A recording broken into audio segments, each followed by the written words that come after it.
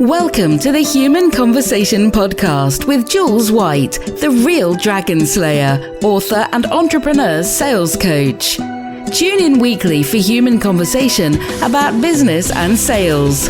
Enjoy business expert interviews, educational episodes, and virtual cuppas with entrepreneur business owners. So grab yourself a cuppa and enjoy. Here is your host, Jules White.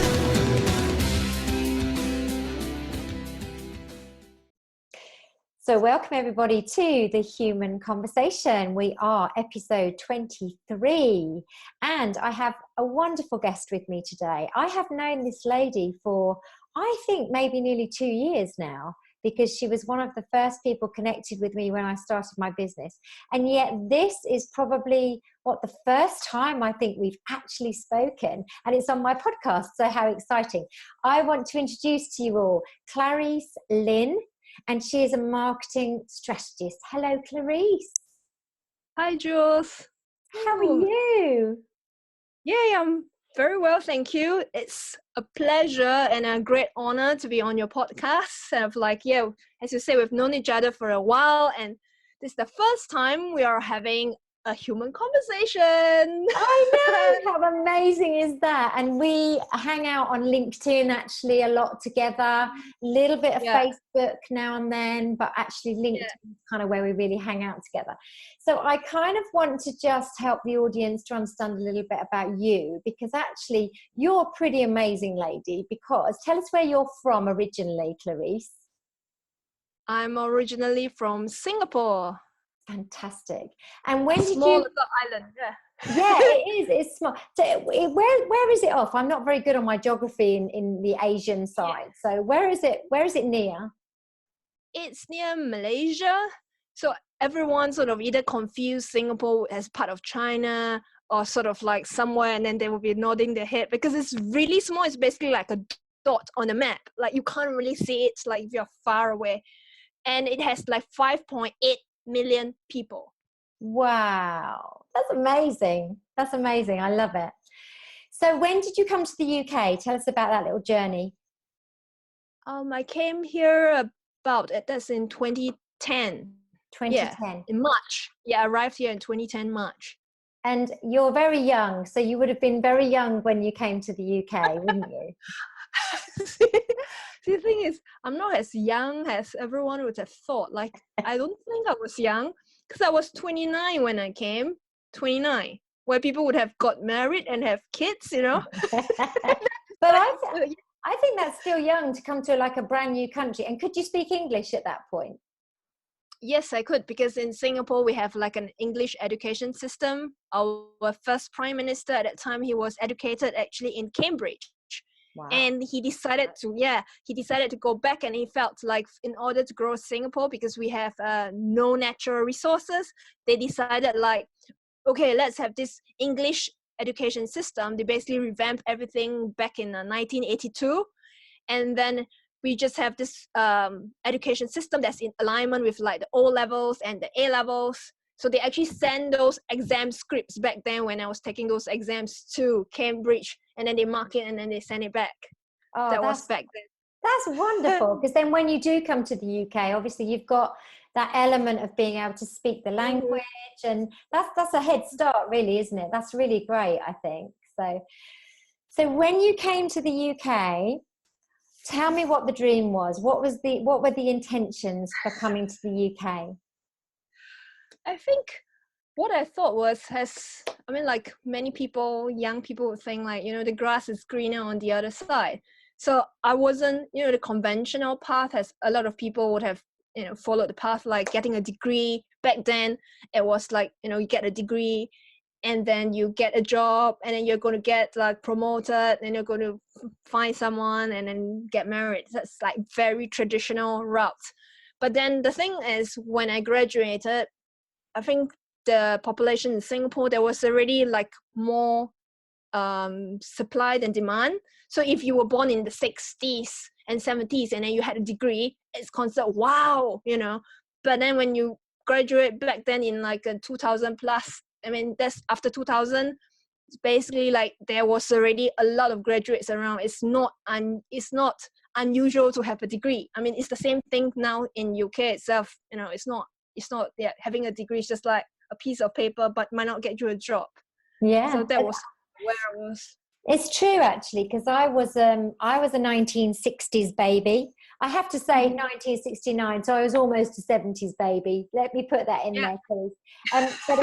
But when I left school, I was only just 16. I didn't want to do any more education. I wanted to just get a job and earn money. And so the people who did go to university back then, it was very much to be a doctor or a lawyer or a surgeon, so you didn't just go to uni. You went for quite a high level specific type of job and education. So it's quite interesting. Your point's very true, I think, from my experience. And I was on the other side of that. So you came to the UK, and what did you do job-wise when you got here then? What was the first kind of experience of your entrepreneurial first experience?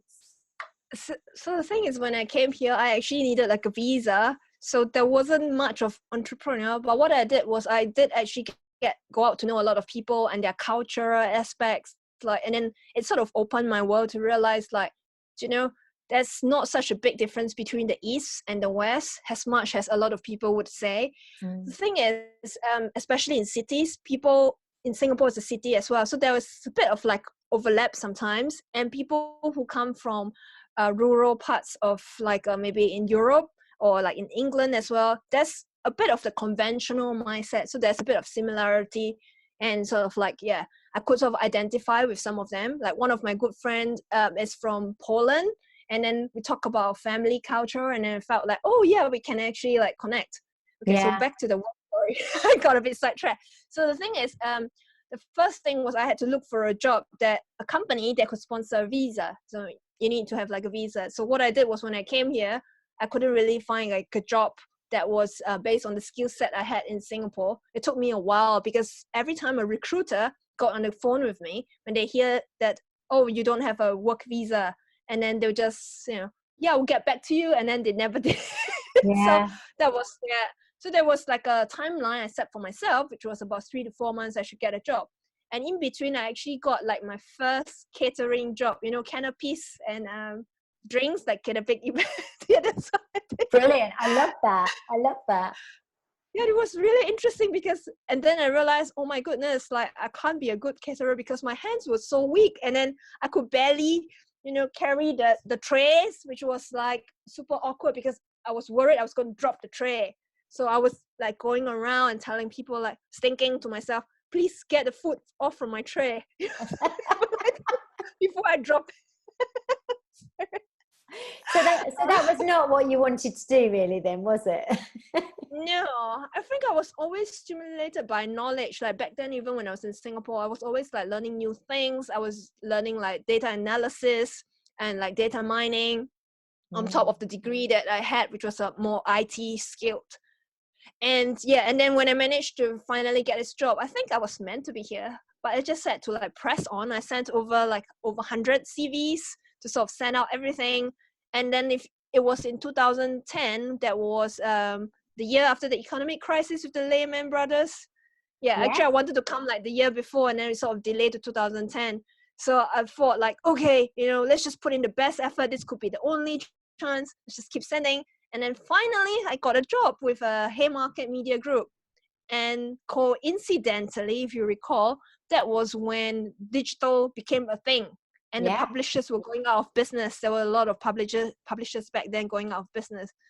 So it was like, actually, I think I just fell into that spot, that gap, because we were back then doing Google Analytics was something that was quite new, and doing digital like social media was sort of like when things were starting to pick up, and mobile, people were starting to buy mobile.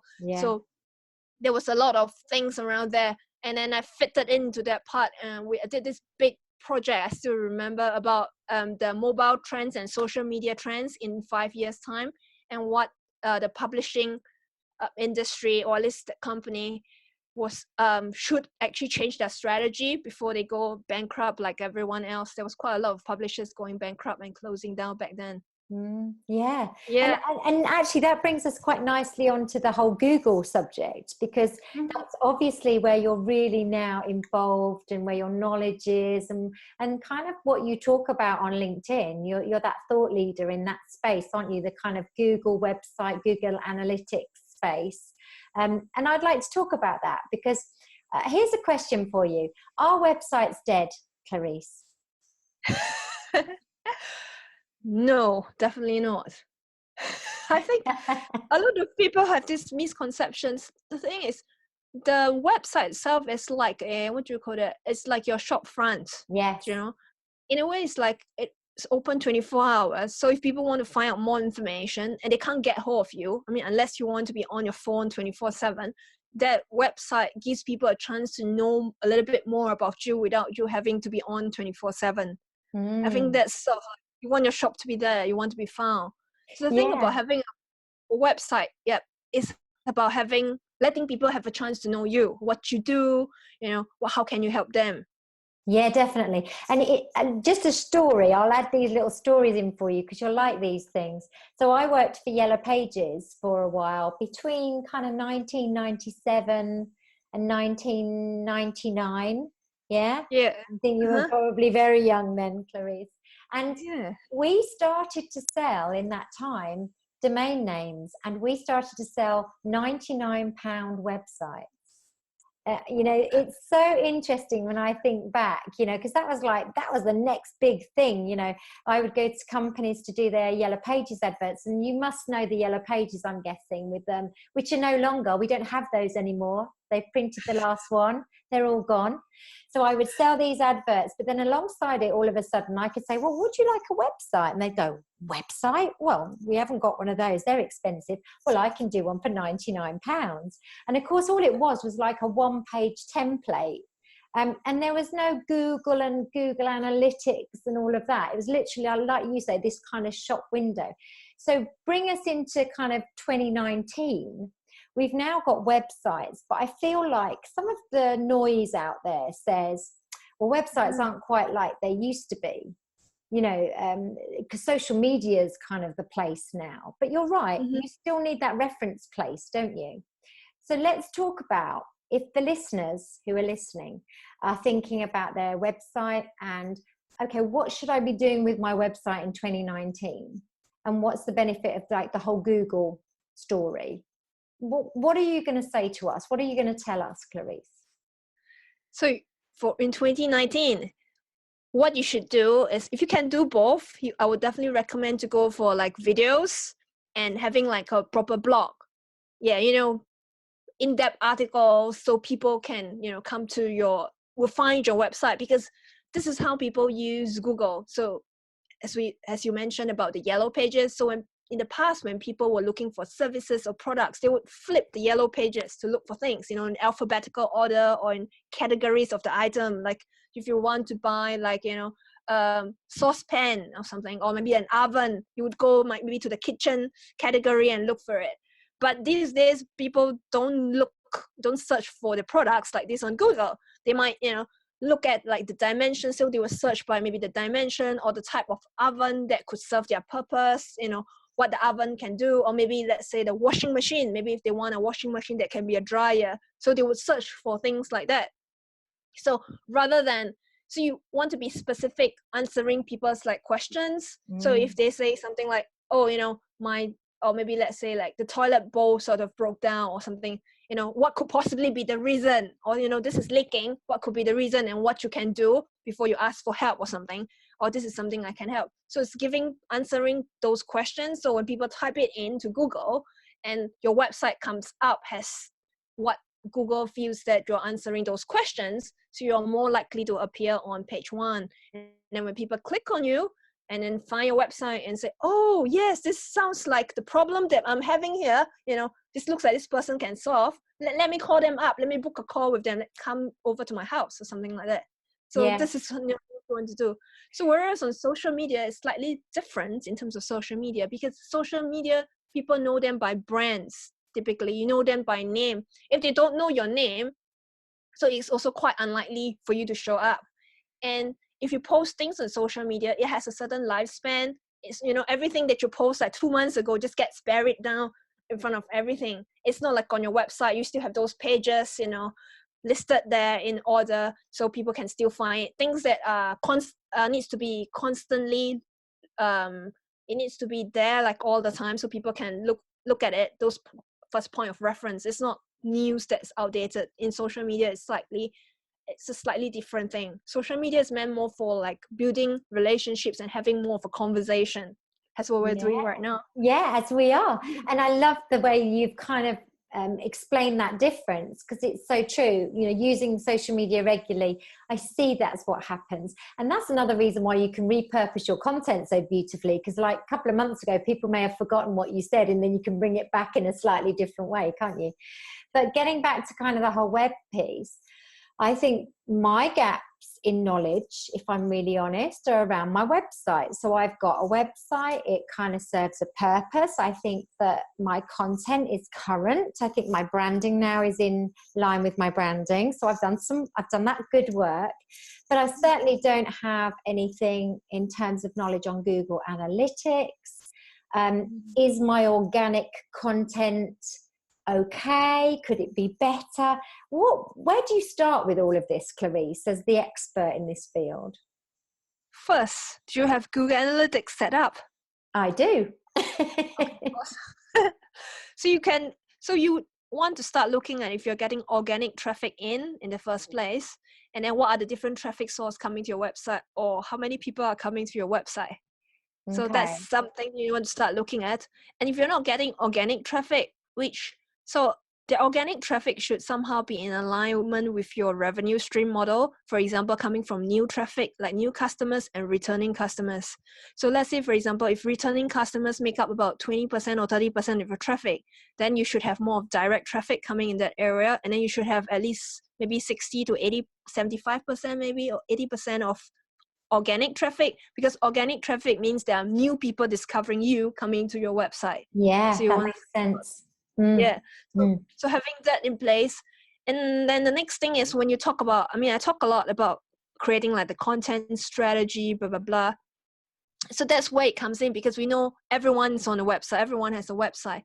So you need to compete with these people to be on page one. So the thing about creating content is you need to do some research. So the question is research about topics that helps you sell your products. So you want to create content around those questions people are asking about before they buy your services. So you want them to recognize you as the authority in that space. So in this case, you can start doing some research on Google. There are a lot of different tools you can use to actually research on the different topics. And even just going to Google search itself, for example, if you search for a particular topic, and then you see like how many different results that you have. So if there are more people already writing about this topic and their website is more established than yours, there is no way Google is going to recognize your website as the expert. So it's a bit of mix between your website, the edge of your website, and the content that you have on your website. So for example, like with no, go on. I was just going to say, because I'm listening intently because it's really interesting stuff. And I think that one of the things is, I guess I'm playing devil's advocate, as we say. I'm sure you're familiar with that term, Clarice. Yeah. Well, if there's that much noise and it's that competitive, what's the point? You know, what's the point?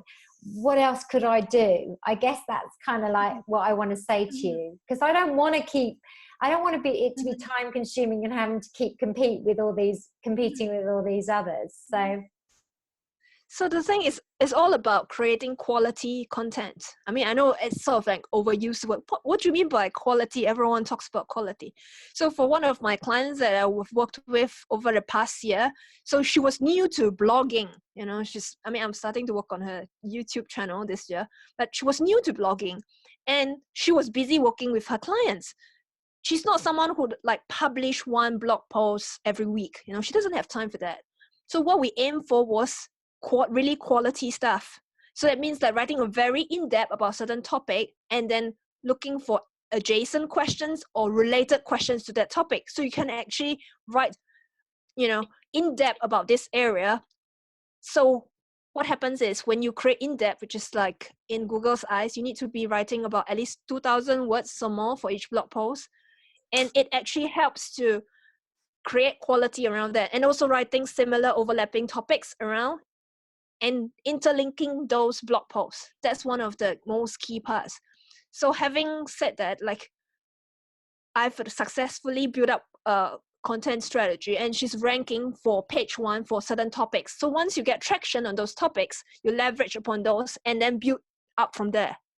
And then from there, so yeah, it takes time though. It does, yeah. That's one of my next questions actually. How long does it kind of take to get this traction going with things like this? Yeah, so initially it should take about at least 3 to 6 months to start getting at least like 1 to 2 blog posts. Depends on how frequently you write. If you can produce something like 2,000 every week, well, awesome for you. If you're doing only once per month, it could take up to 3 to 6 months to get to see something happening, because Google is trawling so many websites, so it takes a while to come to yours. So you have to sort of like build up on that. So it takes about that. So at the rate that I was working with this client, it took about like a year or so. I think it was even about 6 to 8 months. We were getting like, there was one blog post that was getting a lot of Google traffic.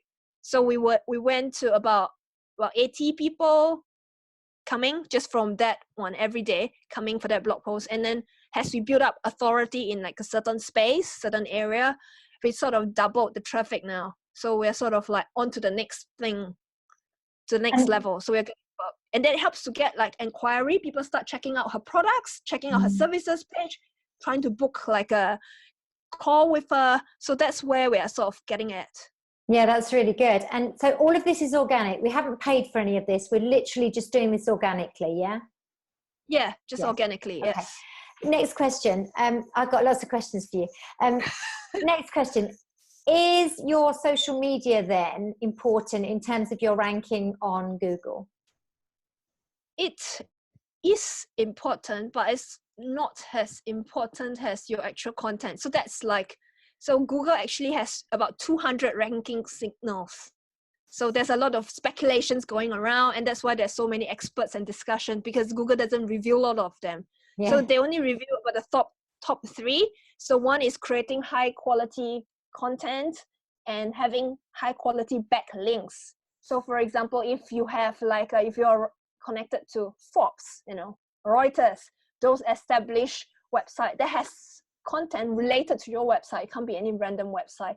And then it boosts your website's authority to say, oh, someone who is an expert in this area is linking to this website. Okay, so this website is actually, is an expert in an area, maybe not level 10 expert, but maybe level 1 or 2. So you start to build up against that. And that's why a lot of people suggest like guest blogging and things like that, because it helps.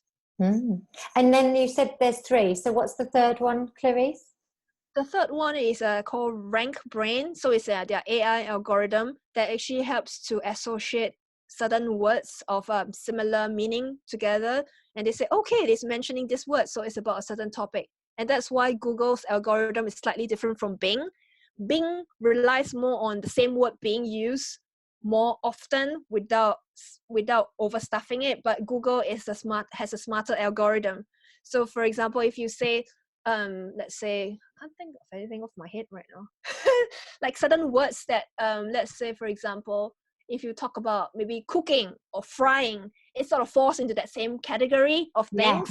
So it's sort of related in that way. So Google's algorithm is smart enough in that sense.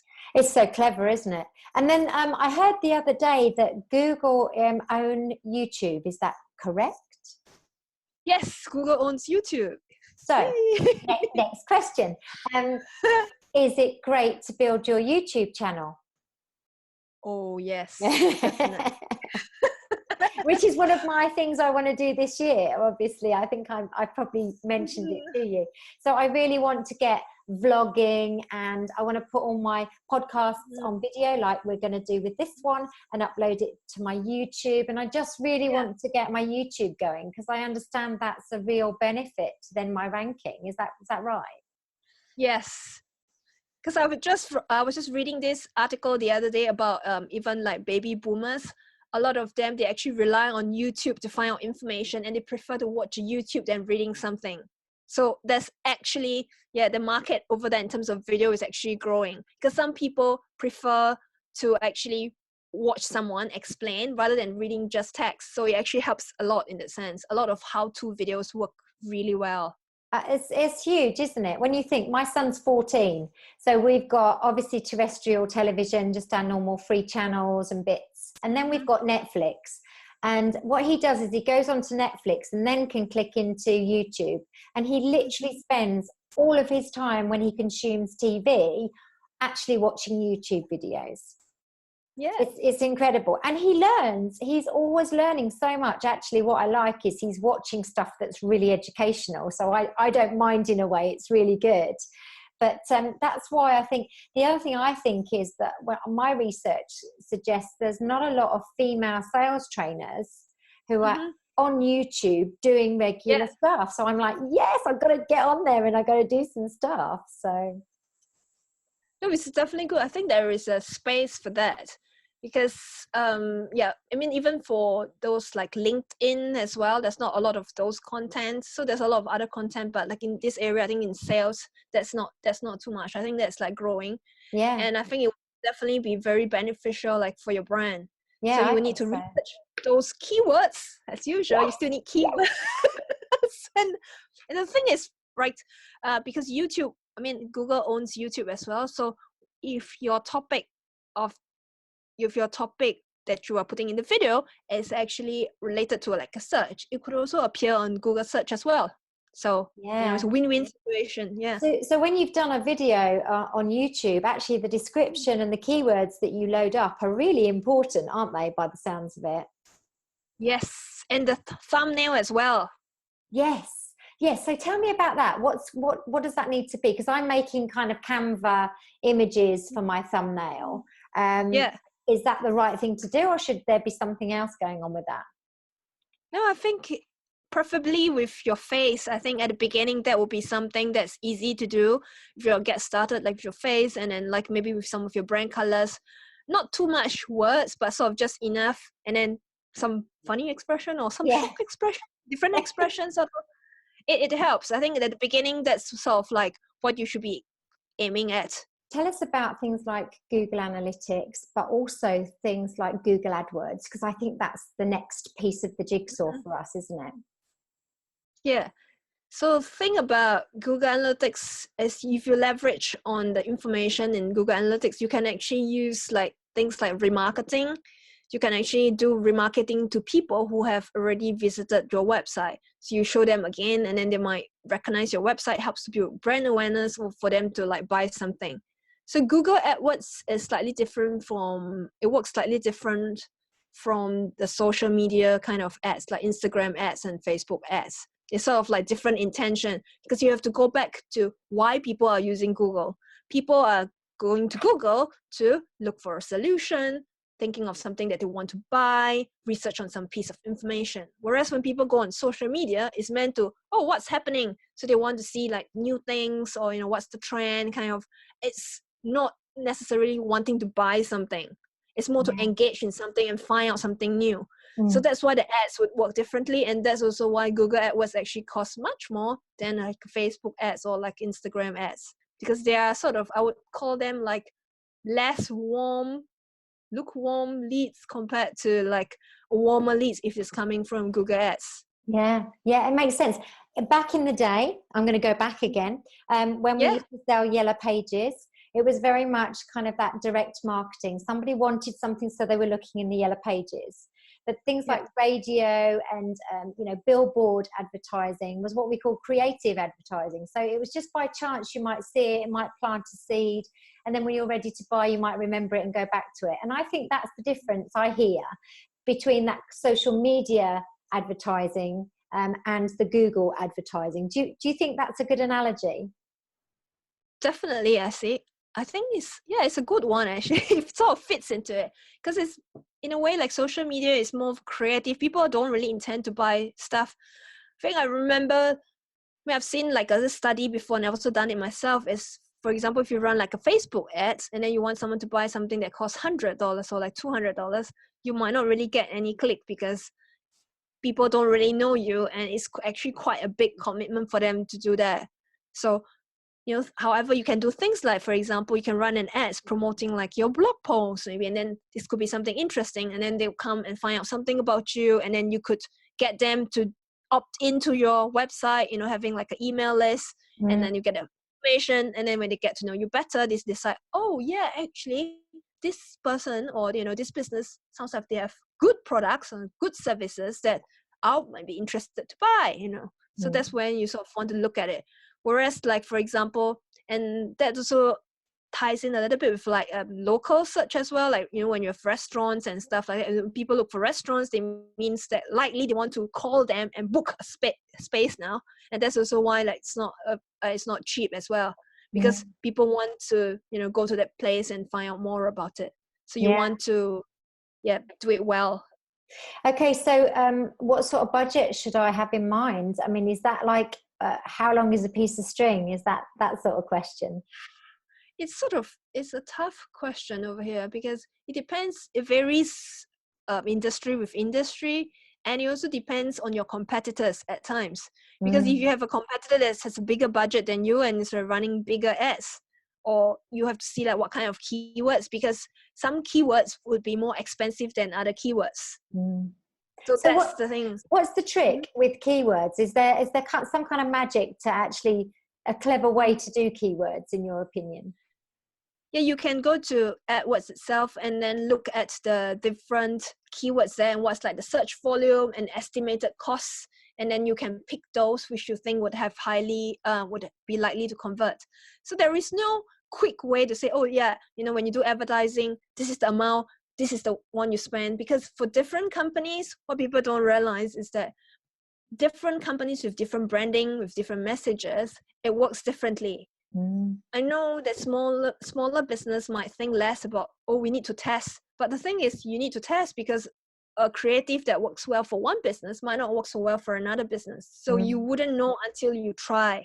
So there are some rules of time that you can follow, but ultimately there is no one size fits all approach. Yeah, that's the very, very interesting thing about today, I think, is that it is much more complicated. It's much more of a saturated market. Therefore, you just have to be more clever. And the only way to do that is testing, as you rightly say, just to see actually what works well. So I think it's like a real investment of time and money, isn't it, to get this right? Yes. And if you have a competitor who's doing really well, check them out, do research on them, see what's working for them. So you don't actually have to reinvent the wheel, which I think is very important, because if you have limited time and resources, if someone is doing well, let's just find out why they're doing so well, see if there's something that's replicable for you, and then you sort of build it up from there. That's amazing. You've been so interesting to chat to, Clarice, really interesting, because I think you explain everything really simply, and I think we do need that sometimes. I'm definitely not a massive techie, and actually when it's too complicated, I shut down, I really do. It's like, oh no, I can't take all that in. So it's been really interesting actually to hear some of those lovely tips that you've got just in that conversation. It was really useful. So how can people find you, Clarice, if they want to talk more to you? What's the best way to find you? I'll put the links obviously in the description of the podcast, but how do we find you, Clarice? Right, so I have a website, claricelin.com. That's my website. Fabulous. And Lin is L-I-N. Yes, L-I-N, yes. That's my website. And of course I have my Twitter, I have on LinkedIn, I'm on Instagram, I'm also on Facebook. Yeah. I think if you want to follow Clarice on anything, just definitely follow her on LinkedIn. She does some fantastic videos now as well on her content. Really interesting. Always subtitled as well, aren't they? So you can really follow them. Because I've actually started like a YouTube channel as well myself. So I have one YouTube channel. Yeah. I started putting stuff as repurposing the content. You've already created one piece, you can put on like different platforms as well. So that's what I've started to do. And I'm also starting like another YouTube show myself. So that's exciting. Yes. I saw that the other day. I'm sure I did. And tell us quickly what that's about. Right. It's about, the hashtag is Become Brave Again. So it's called the CBA Show, which is becoming, and aligning.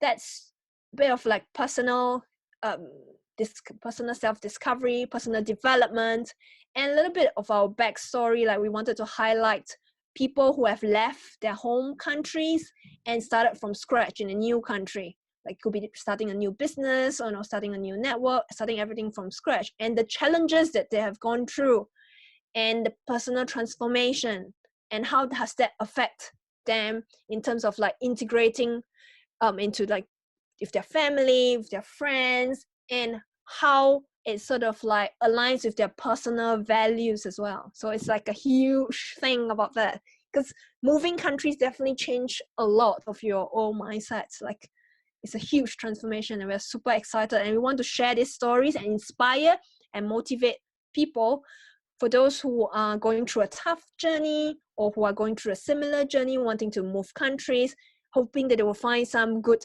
advice and maybe recommendations, because we are also going to include what we would recommend to them, what they can actually do, what are the possibilities there are out there.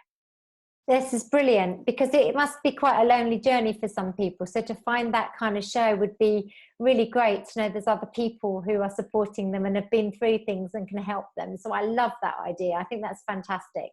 So listen, I'm going to put all the links in the description. I'm going to say a massive, huge thank you, Clarice. I have thoroughly enjoyed talking to you today. I really have. We must do another revisit at some point later on, where we just talk about some new stuff and other stuff that's going on, because it's ever changing, this world, isn't it, of digital. It's ever changing. Yes. And I want to thank the people who have listened to this, because I think if you have listened, I'm really sure you will have learned some new stuff. I know I have. So thank you so much for joining us.